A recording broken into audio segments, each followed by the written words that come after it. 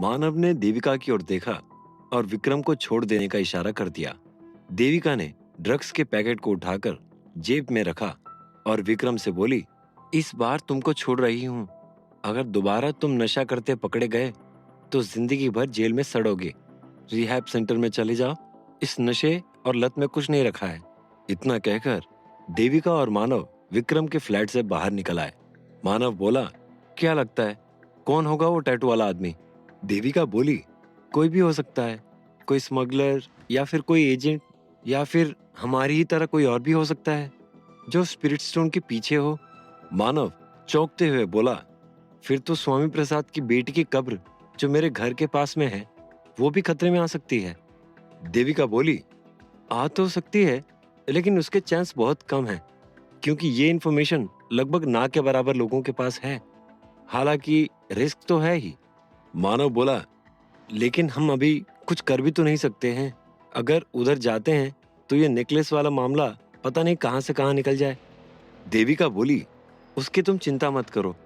मैं civil dress में एक पुलिस वाले को तुम्हारे घर के आसपास तैनात करवा दूंगी। बस अभी पहले इस टैटू वाले को पकड़ना है और इसका मोटिव जानना है। थोड़ी देर में देविका के पास एक वीडियो क्लिप आ गई। देविका ने क्लिप देखी और मानव को भी दिखाई। मानव बोला, इसका मतलब विक्रम सही कह रहा था। देविका बोली, इस आदमी के हाथ के अलावा बाकी कुछ भी नजर नहीं आ रहा है। मानव की नजर आदमी के हाथ पर पड़ी तो देविका से बोला, जरा इसको जूम करना, मुझे इसका टैटू देखना है। देविका ने स्क्रीन को जूम किया लेकिन देविका को कुछ साफ नजर नहीं आ रहा था। सब कुछ धुंधला धुंधला था। मानव बोला, ये टैटू का एक टाइप है लेकिन जैसा मॉडर्न टाइम में लोग बनवाते हैं वैसा नहीं है। देविका बोली, क्या बात कर रहे हो? भले धुंधला है लेकिन इतना तो समझ में आ रहा है कि हाथ पर टैटू है। मानव टैटू को एक बार और ध्यान से देखते हुए बोला, जैसे पहले के जमाने में गांव देहात के लोग हाथ में गोदना बनवाते थे। कोई नाम या कोई डिजाइन वैसा कुछ है, जैसे गांव की औरतें अपना नाम या पति का नाम लिखवा लेती हैं, वैसा ही कुछ। देविका बोली, इसका मतलब ये कोई और बाहरी नहीं बल्कि लोकल है, यहीं आसपास के एरिया का है। मानव बोला, हाई चांस है कि लोकल ही हो। फिर मानव ने टैटू को ध्यान से देखते हुए बोला, ये स्प्राउट जैसा कुछ लग रहा है। तुम्हारे पास मैग्नीफाइंग ग्लास है? देविका ने कार के बोर्ड में से एक बैग निकाला और स्क्रीन पर लेंस से देखते हुए बोली, हाँ, लग तो वैसा ही कुछ रहा है। ये पढ़ा लिखा आदमी लग रहा है। मानव बोला, ये बात तुम कैसे कह सकती हो? देविका बोली, क्योंकि गांव देहात का कोई भी अनपढ़ आदमी कभी भी स्प्राउट जैसा निशान नहीं बनवाएगा। मानव बोला, करेक्ट, वो या तो अपना नाम बनवाता है या किसी भगवान की फोटो। देविका बोली, एग्जैक्टली। हमारे कोर्स में साइकोलॉजी ऑफ क्रिमिनल एक टॉपिक है। उसमें किसी चीज के प्रति किसी आदमी का क्या नजरिया होता है ये पहचाना जाता है। स्प्राउट जैसे कोई बीज जमीन फोड़कर जब उगता है तो एक टाइप की क्रांति है, एक टाइप का विद्रोह, सारी मुश्किलों से लड़कर बाहर निकलना, एक उम्मीद का प्रतीक। देविका ने जेब से मोबाइल निकाला और फोन करते हुए बोली, मुझे रिसेंट कुछ सालों में कॉलेज यूनिवर्सिटी के ड्रॉप आउट उन लड़कों की लिस्ट चाहिए जिन पर क्रिमिनल चार्जेस हैं या जिनको पकड़ा गया हो। ऐसा कोई आदमी जिसके हाथ पर टैटू हो तो उसकी डिटेल्स सबसे पहले देना। मानव बोला, मैं एक ऐसे ही आर्टिस्ट को जानता हूँ जो ये बनाता है। मानव देविका को लेकर गोपी के दुकान पर पहुंचा तो गोपी अपने काम में बिजी था। मानव बोला, भैया एक टैटू करवाना था हाथ पर। गोपी ने मोबाइल में एक नन्हे 2 पत्ती वाले पौधे यानी स्प्राउट की फोटो देखी तो बोला, अरे भैया काहे मजाक करत हो आप लोग?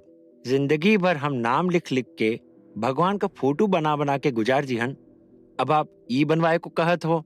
मानव मोबाइल को वापस जेब में रखते हुए बोला, अच्छा, अगर आप नहीं बना सकते हैं तो कोई और दुकान है जो बना सकता हो इसको?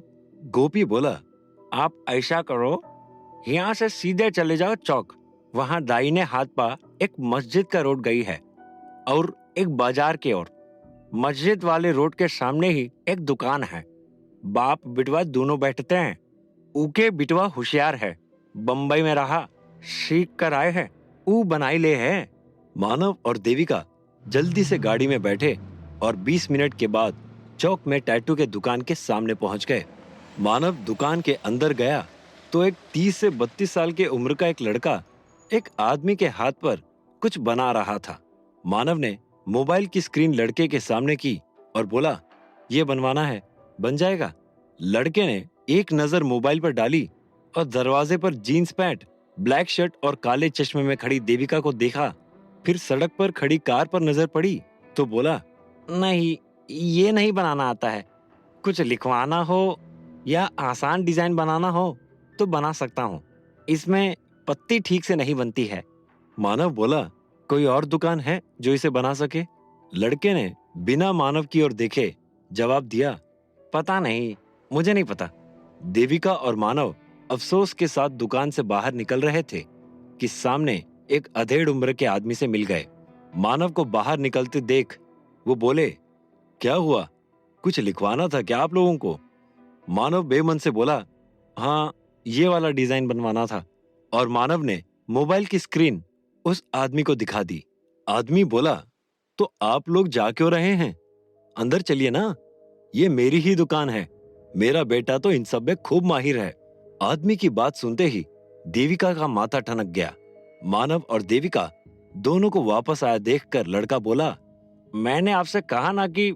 लड़का इतना बोला ही था कि उसके पिताजी भी दुकान के अंदर आ गए और बोले, बेटा, इनको वो पेड़ वाला डिजाइन बनवाना है जो तूने उस दिन बनाया था। लगता है आजकल इसकी डिमांड काफी बढ़ गई है। लड़का अपने बाप पर चिल्लाते हुए बोला, कब बनाया था मैंने यह डिजाइन? मुझे नहीं आता ये वाला। इससे पहले कि लड़का कुछ और बोलता, देविका आगे आई और आंखों से चश्मा उतारते हुए बोली, अब चुपचाप सीधे तरीके से सच सच बोलता है या तुझे भी तेरे दोस्त के साथ ड्रग्स के स्मगलिंग में अंदर करवाऊं? ड्रग्स का नाम सुनकर बाप बेटे दोनों के होश उड़ गए। लड़का चिल्लाते हुए बोला, अजीब तानाशाही है, ड्रग्स कैसा? कैसा ड्रग्स? मैंने क्या किया है? देविका जेब से ड्रग्स के पैकेट निकालते हुए बोली, ये रहा ड्रग्स। और मोबाइल में आदमी की फोटो दिखाते हुए बोली, और ये रहा वो आदमी जिसके तुम साथी हो और जिसके साथ स्मगलिंग करते हो। देविका की बात सुनकर लड़के के पिताजी देविका के पास आए और बोले, मैडम, आपको कोई गलतफहमी हुई होगी। मेरा बेटा हमेशा दुकान पर रहता है, ना कहीं आता है ना जाता है। ये ऐसी हरकत बिल्कुल नहीं कर सकता है। मानव बोला, तो फिर ये उस लड़के की मदद क्यों कर रहा है? इसने हमसे झूठ क्यों बोला? मानव की बात सुनकर लड़का बोला, मैंने कुछ झूठ नहीं बोला है, और टैटू बनाना या डिजाइन बनाना कोई जुर्म नहीं है। तुम लोग ऐसे मुझे फंसा नहीं सकते हो, कानून मैं भी जानता हूँ। अचानक ही कमरे में 2 थप्पड़ की जोरदार आवाज आई। देविका लड़के का सिर दीवार में दबाते हुए बोली, साले, इतनी देर से आराम से पूछ रही हूँ तो कानून सिखा रहे हो मुझे? ड्रग्स बेचने वाले की मदद करते हो और खुद को इंसान कहते हो? देविका की बात सुनकर लड़के का बाप बोला, बेटा, क्यों ये सब कर रहे हो? क्या मिलेगा ऐसे काम करके? लड़का बोला, हाँ, कुछ महीने पहले ही ये डिजाइन मैंने बनाया था। देविका बोली, किसका? लड़का बोला, मैं उसे नहीं पहचानता हूँ, बस हम उसे मुन्ना मुन्ना बोलते हैं। मानव बोला, हम मतलब तुम्हारे अलावा और कौन? लड़का बोला, एक डिजाइन बनाने में मुझको 1 घंटे का समय लगता है, उसी में हमारी दोस्ती हो गई। मैं बापू से छिप के सिगरेट पीता हूँ, उसके पास कोई विदेशी पैकेट थी, हमने साथ में पी, फिर बात करते करते हमारी दोस्ती हो गई। कभी कभी हम दारू पीने के लिए इकट्ठा होते हैं, मेरे जैसे ही 4 दोस्त और हैं उसके। देविका बोली, उसका कोई नंबर या पता? लड़का हकलाते हुए बोला, उसे जब मिलना होता है वो खुद ही आ जाता है। देविका बोली, कोई और बात उसके बारे में, कोई छोटी बड़ी डिटेल्स? जवाब में लड़की ने नाम में सर हिला दिया। देविका ने जेब से मोबाइल निकाला और फोन करते हुए बोली, क्या हुआ, कोई अपडेट? पता मिल गया? कहाँ? कितनी देर में? ठीक है, मैं तुरंत आती हूँ, तुम कैसे भी करके उसे जाने मत देना। फिर मोबाइल कुर्सी पर रखते हुए मानव से बोली, हमें उसकी लोकेशन मिल गई है, नारकोटिक्स स्क्वाड निकल चुकी है, ऊपर से आदेश मिला है कि ड्रग्स फ्री स्टेट बनाना है तो गोली मारने का भी आदेश है सीएम ऑफिस से। इतना कहकर देविका और मानव जल्दी से दुकान से बाहर निकल गए। उस लड़के के पिताजी भी दुखी मन से दुकान से बाहर निकल गए। देविका के जाते ही लड़के ने जेब से मोबाइल निकाला और फोन मिलाते हुए बोला, अबे का शनिचर फैला दिए हो बे? साले तुम ड्रग्स का धंधा करते हो और हमको अंधेरे में रखे। अब मरो, तुम्हारे एनकाउंटर के लिए गई है एक टीम, खुद भी मरोगे और हमको भी मरवाओगे। लड़के की बात पूरी भी नहीं हुई थी कि सामने दरवाजे पर देविका खड़ी थी। कुर्सी की ओर इशारा करते हुए बोली, मैं अपना मोबाइल भूल गई थी। लड़के ने एक धीमी सी स्माइल दी और मोबाइल जेब में रख लिया। मानव चलते हुए लड़के के पास आया और बोला, अगली बार अगर किसी की आंखों में धूल झोंकना हो तो 50 साल पुराने एंटीक पीस घड़ी मत पहनना। इतना कहकर मानव ने एक जोरदार मुक्का लड़के के पेट पर जड़ दिया। तभी देविका का फोन बजा। उसने चेक किया तो कुछ डिटेल्स आए हुए थे। उसने कुछ देर सारी डिटेल्स को चेक किया और लड़के के पास आकर बोली, तुम प्रदीप मिश्रा को कब से जानते हो? दोस्त का नाम सुनते ही लड़के का दिमाग हिल गया।